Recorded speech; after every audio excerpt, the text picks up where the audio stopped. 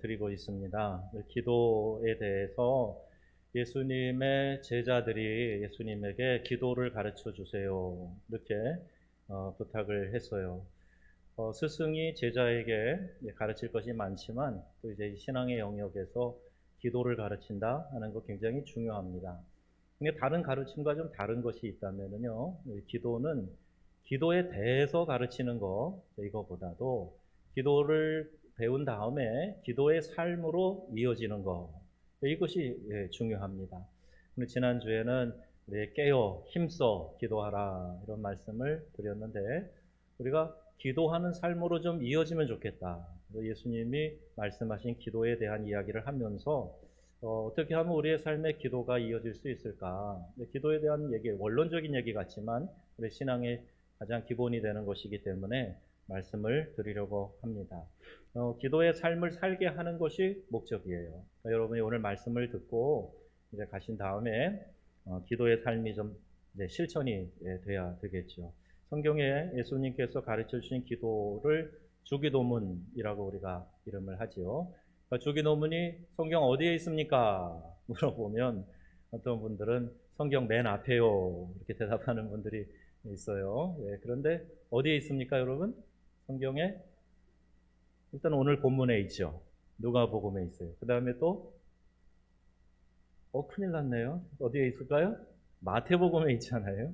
마태복음에는 우리가 주기도문으로 읽는 전체적인 거 쭉 나와 있고 누가복음에 좀 축약형으로 나오고 있어요. 기도에 대해서 이야기할 때 기도가 여전히 필요하냐 하는 그런 의문을 제기하는 분도 솔직히 있습니다. 기도가 결국에는 하나님의 뜻대로 다 되는 걸 뭘 기도합니까? 이렇게 반문하는 분도 제가 제자 훈련할 때 만나봤어요. 기도가 이 시대에 필요한가? 첨단 과학 시대라고 말하지 않습니까? AI, 그러니까 조리 독감이 아니고 인공지능이 우리 지금 굉장히 사람들 사이에 가까이 다가와 있는 그런 시대, 고학력 시대. 학교 다니면서 우리 이제 진화론에 대해서 많이 배우고 학생회 수련회 할 때 부목사님이 진화론의 허구성에 대한 이야기도 많이 첫 시간에 하셨어요. 이런 교육을 받는 우리 자녀들 세대 또 이 과학이라는 이름으로 우리가 훈련받고 교육받는 이 시대의 사회 속에서도 기도가 필요한가? 기도의 위치가 어디에 있는가? 이걸 생각해 볼 필요가 있습니다. 솔직히 그동안 많이 들었기 때문에 익숙해서 기도해야 되죠. 기도 중요합니다. 이렇게 이야기를 하는데 정작 기도의 삶으로 이어지지 않는 중요한 이유가 그 가운데 있기 때문이에요. 자, 세 가지의 기도의 형태를 여러분에게 말씀을 드려볼 텐데 유형 1입니다. 이거는 정령신앙인들의 기도예요. 무속적인 기도입니다. 말하자면 애군을 막고 복을 비는 차원에서 기도하는 거예요. 이걸 이제 기복적 기도라고 그러죠. 때론 돼지머리 올려놓고 고사 지내면서 복을 비나이다 비나이다 정한수 떠놓고 이렇게 비는 형태. 빨리 치워봐요. 그 다른 그림 보여줄게요. 이거는 이제 장승이죠. 우리 자전거 타고 저기 추령 올라가면 저기까지 가야 한 코스 찍었다 그래서 다들 저기까지 가고 오세요. 인사하고 오는 건 아니죠? 그래서 많이들 가십니다. 많이들 가는데 가서 쳐다도 보지 마세요. 저게 이제 마을을 지킨다고 악귀가 들어올 때 마을 입구에서 저런 험악한 표정을 짓고 못 들어오게 한다고 그래서 세우는 장승이에요. 그걸 막 공언화 해놓기는 했는데 저런 것들 이게 다 이런 무속적인 기도입니다. 우리 한국의 이 무속적인 기도가 뿌리가 깊습니다. 3,500년 됐어요. 3,500년.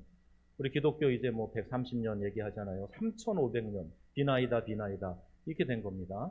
자, 그리고 이런 것도 일종의 똑같은 단어를 사용하고 있어요. 불교에서도 기도, 샤머니즘에서도 기도, 기독교에서도 기도. 똑같은 단어를 사용하기 때문에 여러분 혼선을 일으키시면 안 됩니다. 두 번째 유형의 기도인데 이거는 우리랑은 조금 다른 것 같지만 그래도 일치하는 면이 없지 않아요. 알라를 믿는 유일신앙이라고 말하는 이슬람교. 이슬람교는 아시는 대로 기도를 하루에 몇 번 하죠? 몇 번 합니까? 5번 합니다. 여러분들이 온라인으로 예배드리는 성도님들을 위해서 성경 읽거나 찬송하거나 대답할 때 큰 소리로 해주세요. 현장감이 전달될 수 있도록. 우리 예배 사진을 잘 찍어주셔서 곳곳으로 찍은 사진을 페이스북에 올리는 이유도 못 오시는 분들이 사진이라도 좀 보면서 가고 싶은 마음도 또 그리운 마음도 좀 달래라고 올리는 거예요. 자, 저게 제가 세네갈에 단기 선교 갔을 때, 파리에서 단기 선교 갔을 때 직접 찍은 사진이에요. 근데 저기가 차들이 다 옆으로 밀려 있지만 저희가 시장통입니다. 다 이제 보따리 장수들이 물건 깔아놓고 파는 장소예요. 그런데 5번씩 기도하는 시간이 되면요, 차들 다 몰아놓고, 그리고 저렇게 쭉 줄을 서가지고 저 길이가 뭐 한 5, 600m 이상 되는 것 같아요. 끝도 안 보여요. 저렇게 일어났다 엎어졌다 하면서 기도를 하는 거예요. 이 기도는요, 제가 이름을 붙여보면 맹목적인 기도예요. 맹목적인 기도. 형식에 의한 기도. 그냥 뭘 간절히 구하는 게 아니라 그냥 시간 되면 같이 엎어졌다 일어났다 엎어졌다 일어났다 하면서 그 공동체성을 유지하고 또 그 안에서 알라신의 자비와 긍휼을 요만큼 구하는 거예요. 기도 한 대로 들어주신다 그런 것도 아니고 나를 좀 긍휼히 봐달라 그런 거죠. 이것을 맹목적인 기도. 세 번째 유형의 기도가 있는데 유럽인들, 이 세속화된 인본주의자들의 기도예요. 프랑스 국기가 나와서 좀 미안합니다만은 이건 자기 안위를 위한 기도입니다. 그러니까 심리적인 안정감을 얻기 위해서, 그래서 내가 그냥 그 사람들이 생각하는 대로, 인본주의자들, 세속주의자들이 생각하는 대로 종교를 통해서 마음에 조금 평안을 얻고 마음이 안정되면 좋지, 나쁜 건 아니지. 그러나 그거는 심약한 사람들이 찾는 거야. 우리 같은 지성인들은, 우리 같이 교육받은 사람들은 그런 거 신을 찾을 필요도 없고 기도도 할 필요 없어. 그 심리학자들이 이야기하는 것처럼 자기 마음을 위로하는 정도로 그렇게 생각하는 거예요. 일종의 자기 체면입니다. 그러니까 여러분, 이 세 가지의 기도의 유형, 우리랑 거리가 멀다고 생각하시겠지만 아니요, 가까이 와 있어요. 우리 기독교인들 가운데에도 이 세 가지 유형이 적지 않게 밀려 들어와서 어딘가에 오염되어 있는 경우도 있을 수 있다는 겁니다. 오늘 우리 기독교는 기도를 어떻게 생각해야 되는가? 많은 사람들이 기도를 부인하지는 않아요. 기도하라 그러면 좋죠. 해야죠. 네, 그런데 실제로는 내가 몸으로 시간을 내서 마음으로 참여하지 않는 이유는 그만큼 절실하지 않다는 거예요. 그만큼 기도에 대해서 내가 확신하고 있지 않다는 그런 반증일 수도 있다는 겁니다. 열렬히 믿지 않는 것 같은 모습 목회하면서 보게 돼요. 목사가 이만큼 기도합니다. 제가 자랑하려고 하는 게 아니에요. 그렇게 하면 장로님들이, 권사님들이 그래도 나도 절반은 해야 되겠다.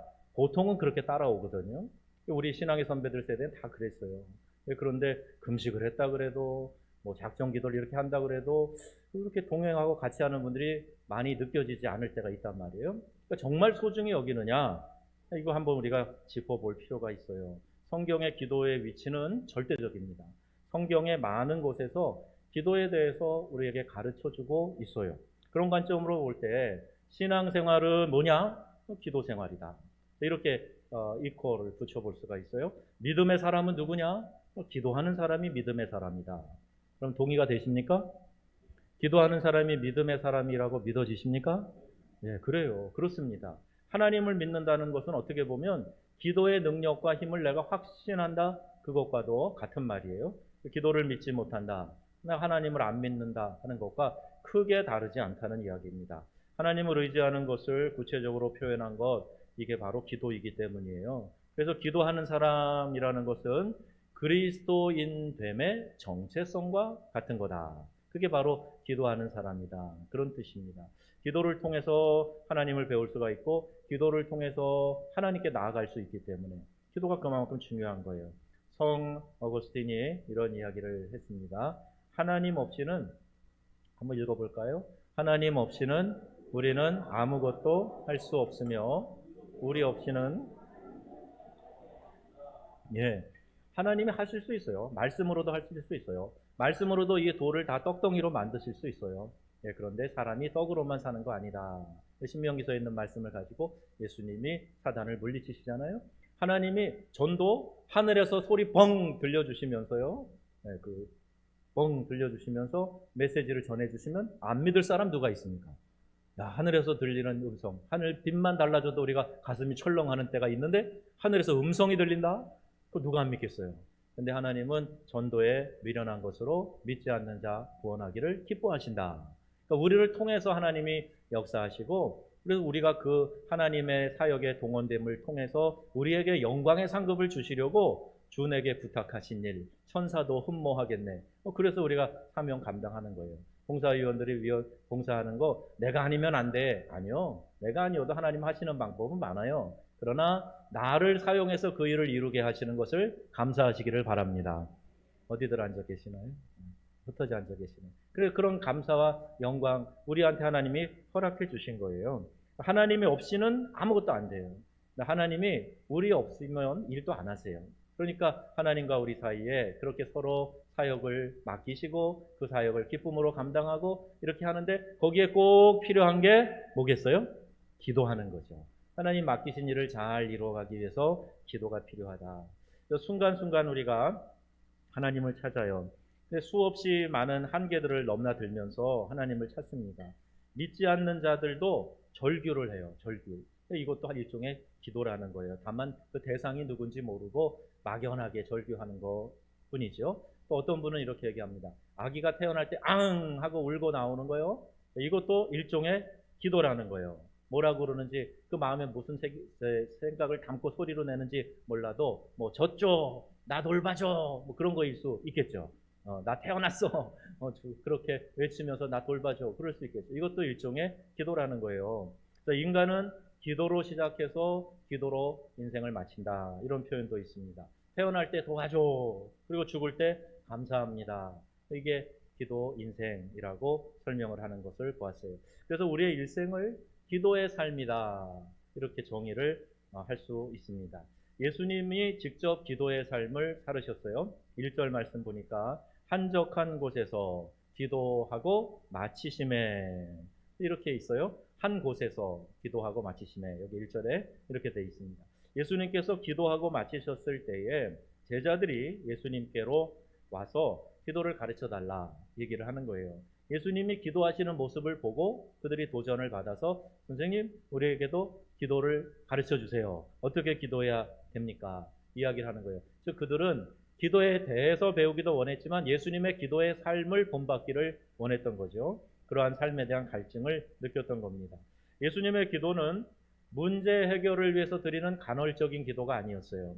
아까 첫 번째 유형처럼 어떤 복을 구하는 기복적인 거, 필요할 때만 기도하고 위험이 있거나 어려움이 있을 때만 기도하는 그런 간헐적 기도가 아니었어요. 예수님의 삶의 핵심이 뭐냐? 그 기도의 삶이었어요. 기도의 자리였어요.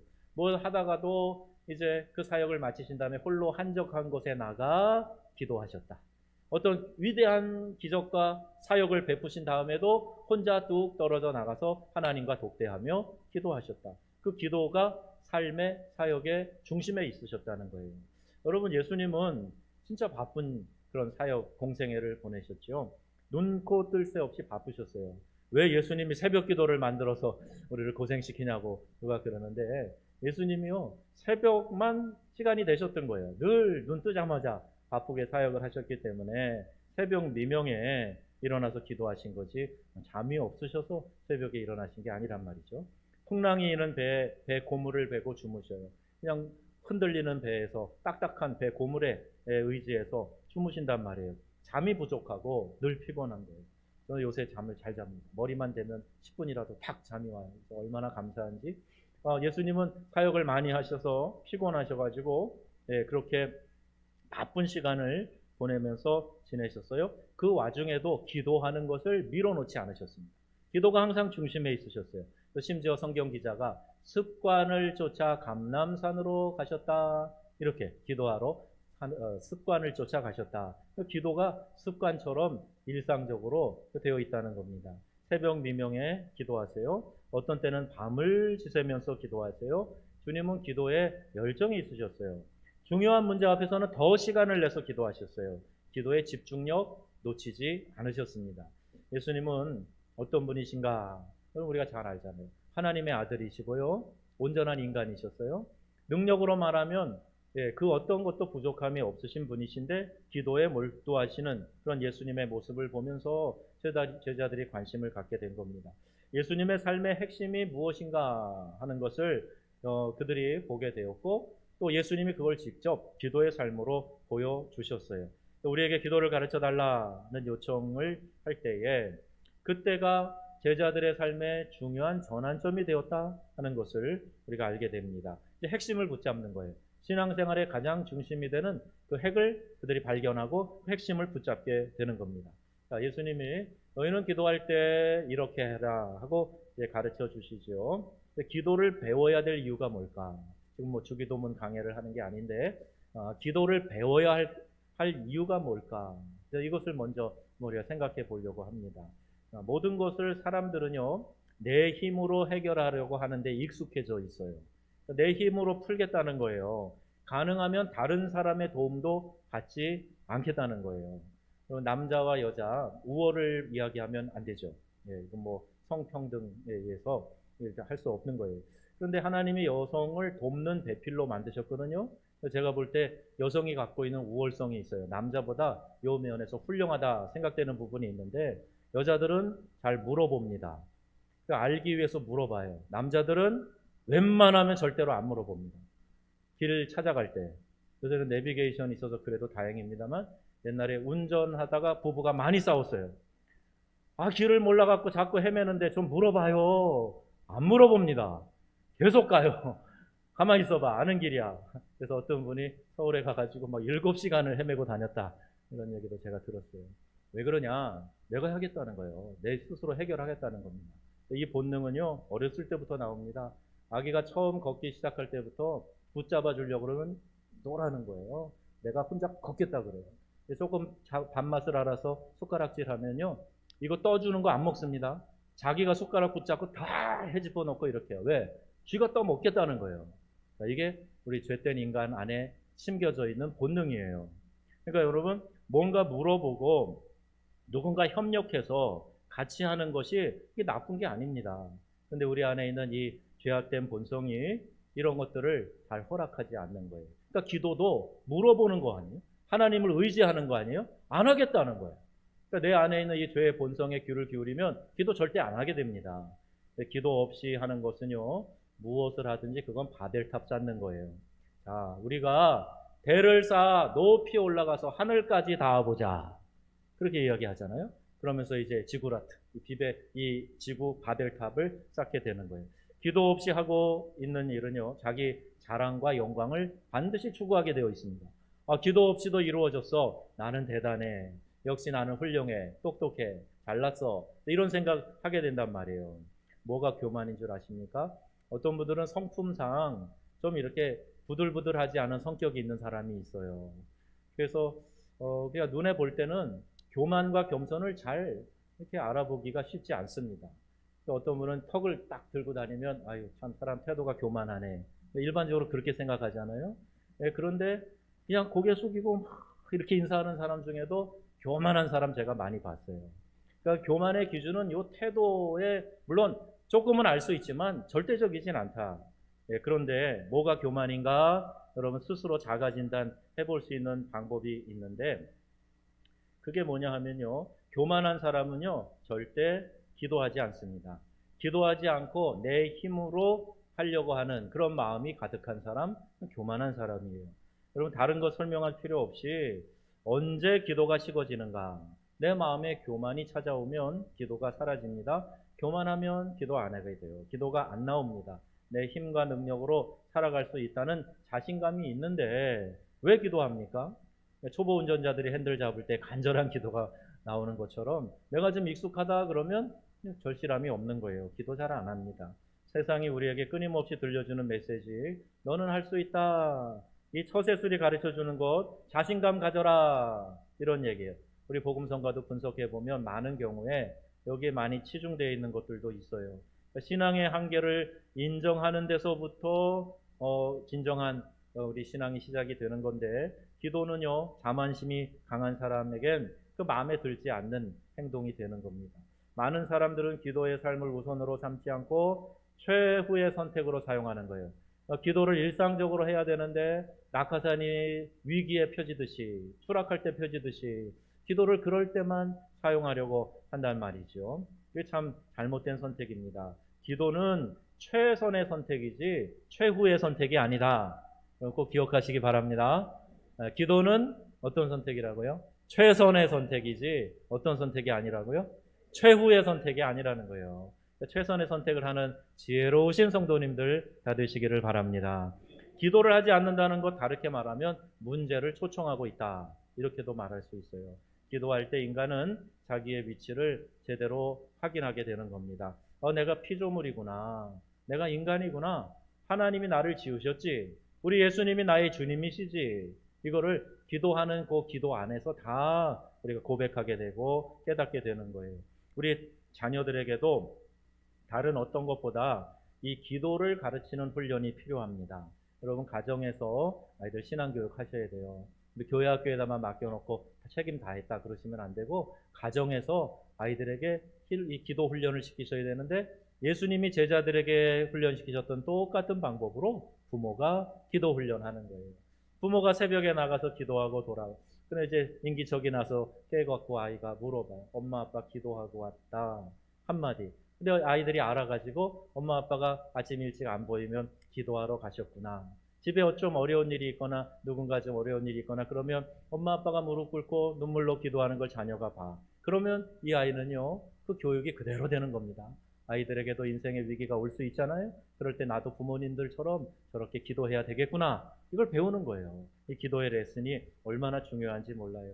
우리의 인생에 기도가 없으면 이 세상에 어떤 것보다 이제 그 어려운 문제를 뚫고 나가기 어려운 거죠. 그래서 상처투성이가 되는 인생을 살게 됩니다.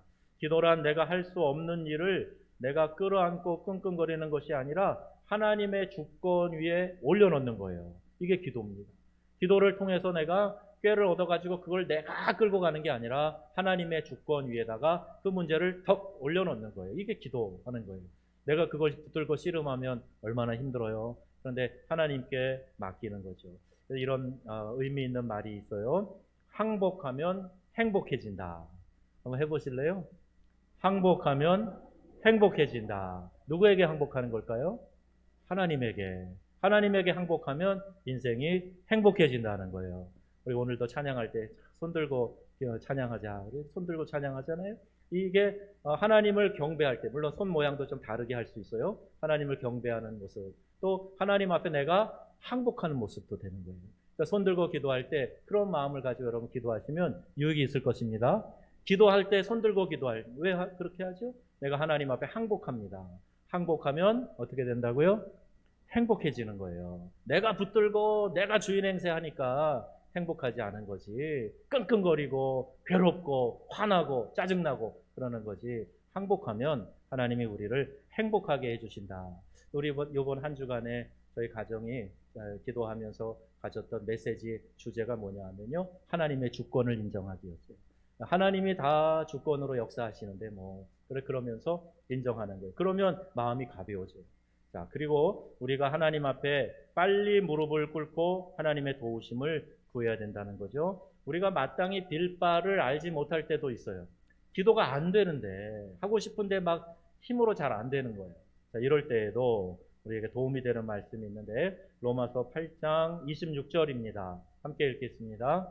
이와 같이 성령도 우리의 연약함을 도우시나니 우리는 마땅히 기도할 바를 알지 못하나. 아멘. 그 다음에 어떻게? 성령이 말할 수 없는 탄식으로 우리를 위하여 친히 간구하시느니라. 이렇게 기록되어 있어요. 그러니까 기도가 안 나와도 괜찮아요. 이게 문장이 안 돼도 상관없어요. 그냥 하나님 앞에 나와 무릎 꿇고 주여, 주여. 이것도 얼마든지 기도가 될 수가 있어요. 제가 뭘 기도했나요? 네, 무슨 말인지 모르겠죠. 그런데 그 안에 기도의 메시지가 담겨서 하나님은 이해하실 수 있어요. 마치 아이가, 말도 못하는 아이가 막 뭐라 그러는데 엄마가 막 신통하게 알아듣는 거 있죠. 근데 하나님 그거보다 뛰어나세요. 우리가 한숨만 지어도, 아주 세미한 신음소리에도 하나님이 응답하시고 하나님이 아시고 거기에 대해서 우리의 삶에 은혜를 베풀어 주시는 줄로 믿습니다.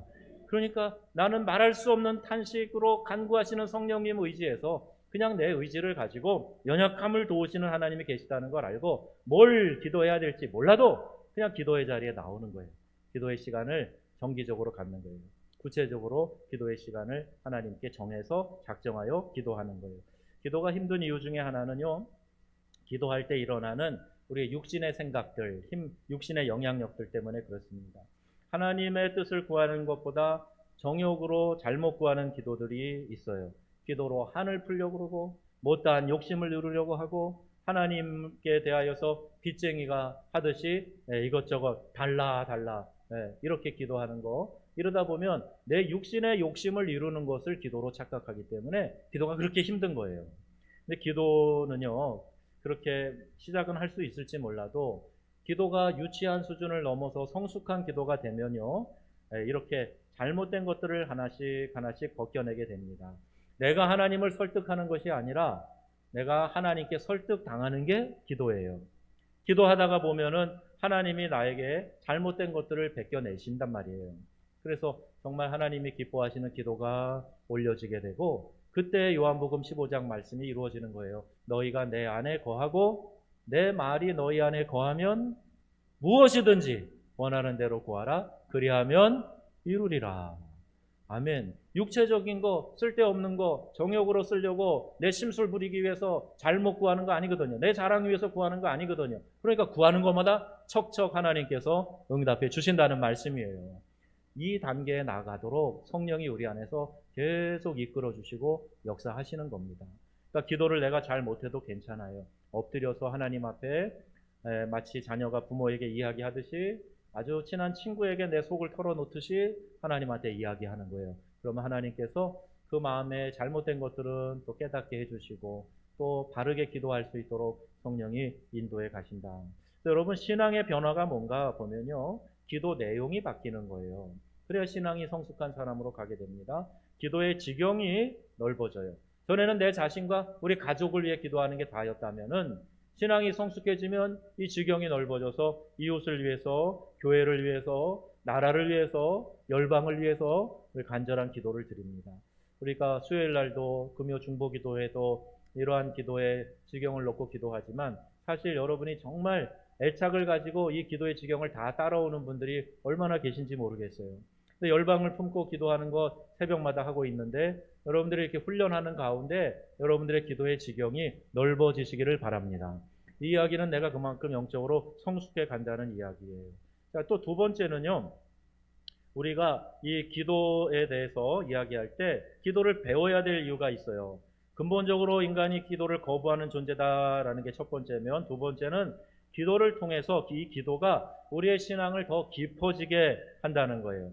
피조물인 우리가 창조주이신 하나님과 연결되는 시간이에요. 연결되는 시간. 그러니까 신앙이 기도를 통해서 깊어지게 되는 거예요. 추상적이고 관념적인 것이 실제 내 삶에서 적용될 수 있도록 도와주는 게 이게 기도라는 거예요. 그럼 밥 공기에 밥이 담겨져 있어요. 이렇게 밥이에요. 그러면 이게 진수성찬이 차려져 있어도 눈으로 보기 좋지만 이게 지금 내 몸에 들어와서 아무런 영향력을 행사하지 못하는 겁니다. 이거 어떻게 해야 돼요? 예, 밥을 또 먹어야 되죠. 그럼 내 몸에 들어와서 이게 소화작용을 일으키면서 이제 몸에 영양분이 퍼지면서 에너지가 되는 거예요. 똑같습니다. 우리가 어떤 말씀을 듣고 또 우리의 삶에 어떤 진리의 개념들을 가지고 있다고 할지라도 변화나 성장이 일어나지 않는 이유는 이 개념이 풀어져야 되는데, 내 몸속으로 이것이 퍼져가야 되는데, 양분이 돼야 되는데 그냥 머릿속에만 남아있는 거예요. 내 습관 속에만 남아있는 거예요. 그러니까 내 삶에 아무런 영향을 끼치지 못하는 거예요. 이 밥을 먹고 소화시키고 영양이 공급되고 또 혈액이 되고 하는 것처럼 여러분 안에 하나님께서 주신 이 말씀이 관념으로만 남아있지 말고 기도를 통해서 이것이 풀어지는 역사가 있으시기를 바랍니다. 이게 기도란 말이에요. 그러니까 기도가 너무너무 중요한 거예요. 들은 말씀 생각하면서 그 말씀을 내가 어떻게 실천할 수 있을까 하나님께 묻고 듣고 하는 것이 필요하죠. 말씀이 육신이 되어 우리 가운데 거하시게 하는 것, 그게 바로 기도다. 그 기도는 말씀의 개념을 풀어서 내 삶의 생명이 되게 하는 것이다. 이만큼 기도가 중요한 거예요. 잘하는 기도는요, 문장이 좋은 기도가 아니라 이 진실한 마음으로 하나님께 올려드리는 탄원, 이것이 잘하는 기도고 이 기도 가운데 하나님이 반드시 역사를 해주신다는 겁니다. 우리 마음속 깊은 곳에 있는 것을 하나님 앞에 우리가 이게 탄원하는 거, 이것이 바로 기도가 되겠어요.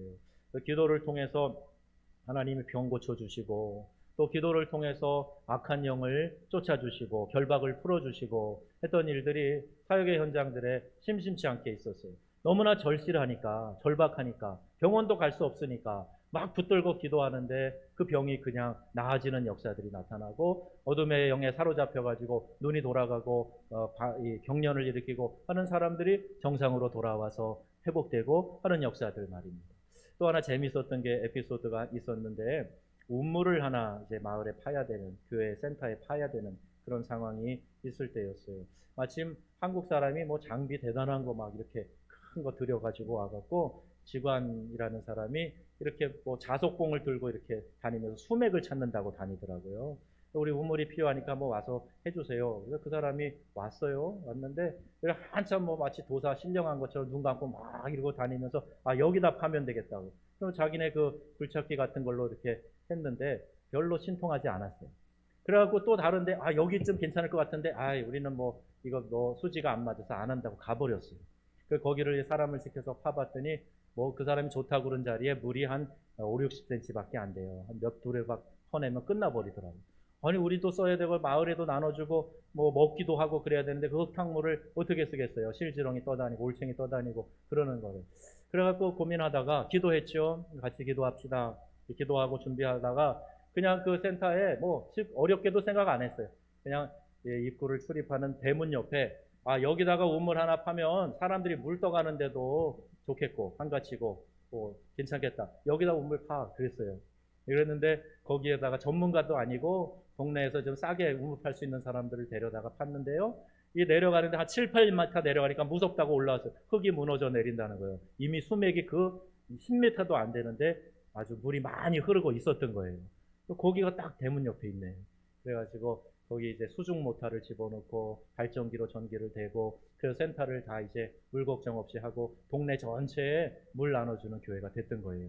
지금 강창석 선교사님 살고 있는 그 집입니다.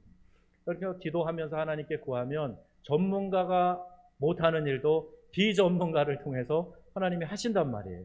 그러니까 여러분이 부족해도 하나님께 간절한 마음으로 필요에 의해서 구하면 하나님께서 어떤 방법으로든지 귀한 일을 이루어 주시는 줄 믿습니다. 그래서 기도가 재밌어요. 기도는 야곱이 꿈에 보았던 것처럼 이 땅과 천상을 연결해주는 사닥다리 같은 거예요. 피조물인 내가 창조주인 하나님과 연결되는 것보다 더 영광스러운 일이 있겠습니까? 그러니까 기도할 때 하나님의 뜻이 무엇입니까?를 찾는 기도를 드려보세요. 그럼 여러분의 삶에 하나님께서 최선의 것을 베풀어 주실 줄로 믿습니다. 하나님 이렇게 돼야 됩니다. 이때 돼야 됩니다. 하나님 그러시기에요. 이렇게 해주세요. 이게 아니고요. 나는 피조물이에요. 하나님이 나를 너무 사랑하시고 너무 잘 아세요. 하나님의 주권이, 하나님의 뜻이 저를 통하여 이루어지기를 원하나이다. 내가 주님께서 사용하시는 편리하고 또 요긴한 그런 도구가 되기를 원합니다.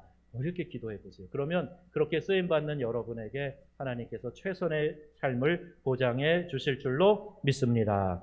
기도는 호흡하는 거예요. 그래서 우리 다른 장기는 혹시 2개가 있는 건 하나 떼도 살 수 있어요. 신장도 그렇죠. 폐도 그래요. 심장은 안 돼요. 하나밖에 없잖아요.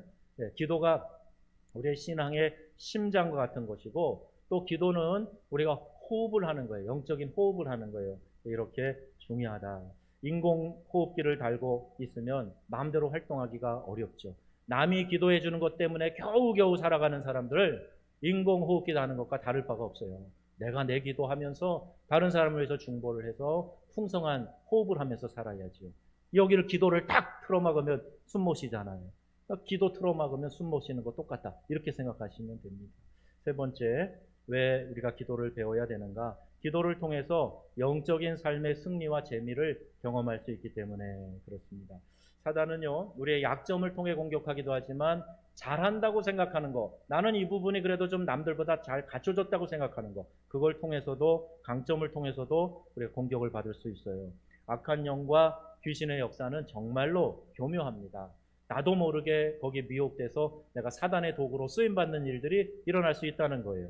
베드로서 2장 9절에 말씀합니다. 함께 읽습니다.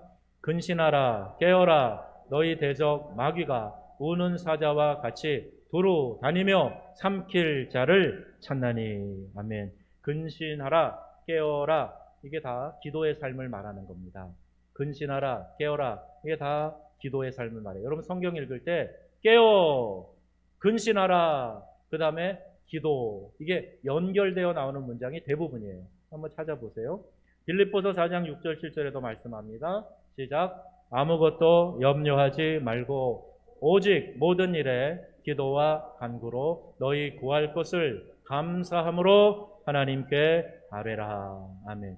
그러면 하나님이 우리의 마음과 생각을 지켜주신다는 거예요. 평강 가운데서 지켜주신다는 거예요. 기도도 하지 않으면서 왜 마음이 이렇게 뒤숭숭한지 모르겠습니다. 모르는 게 아니죠. 당연히 그런 거예요. 말씀에 그렇게 기록되어져 있어요. 성령의 전신갑주를 입고 성령으로 무장하는 것은 모두 기도의 삶을 통해서 이루어진다는 사실을 우리가 알아야 됩니다. 우리가 지적인 영적인 삶을 살기 원하면 자주 넘어지는 삶에서 벗어나서 승리로운 삶을 지속하기를 원하면 기도를 작정하고 기도하는 삶을 실천해 가야 됩니다. 그래서 기도는 만사를 변화시킨다. 들어보셨어요? 이 얘기 들어보셨어요? 딴 나라에서 오셨나요? 우리 신앙의 선배들은 이 이야기를 마치 슬로건처럼 자주 사용했어요. 기도는 만사를 변화시킨다. 그러니까 기도하면요, 모든 것들이 다 바뀌어질 수 있다는 거예요. 만사를 다 변화시켜 주신다. 기도는 형통케 하는 축복이다. 이렇게 가르쳐 주고 있어요. 야고보서 5장에도 너희 중에 고난당하는 자가 있느냐? 그는 뭐 하라고요? 기도할 것이요. 5장 15절에도 믿음의 뭐는요? 기도는 병든 자를 구원하리니 주께서 그를 일으키시리라. 아멘. 말씀의 결론이에요. 제자들처럼 여러분 기도를 배우려는 갈망이 여러분 안에 일어나시기를 바랍니다. 신앙은요, 뜬구름 잡듯이 그렇게 막연한 게 아닙니다. 영의 세계에 대한 것이에요. 천상의 세계를 현실로 끌어오는 이런 기가 막힌 경험, 이게 신앙의 신비인데 그게 기도라는 통로를 통해서 나타난다는 겁니다. 예수님의 생애에 있어서 기도가 핵심이었다. 둘째, 셋째가 아니었다는 거예요. 핵심인 거예요. 이 핵심을 놓치면 핵심이 주는 그 최상의 유익들도 얻을 수 없다는 겁니다. 우리가 교회에서 함께 신앙생활하는 여러 유익이 있어요. 가장 중요한 핵심이 뭐냐? 기도하는 거예요. 그게 하나님과 맞닥뜨려지고 하나님과 교통하는 가장 중요한 수단이기 때문에 기도 없이 다른 유익만 찾으려고 하시면 안 됩니다. 최선의 것, 최상의 것을 먼저 추구하셔야 되는 거예요. 우리의 삶에 뒤틀린 문제가 있다면 기도를 최상의 것으로 여기지 않았기 때문일 수도 있다는 겁니다. 기도를 최상의 것으로 올려놓을 때 우리의 삶에 모든 것이 원상복구되고 회복되는 은혜가 있을 줄로 믿습니다. 여러분 계속 기도에 대해서 강조할 텐데 이 기도를 듣고만 하지 마시고 기도를 실천하세요.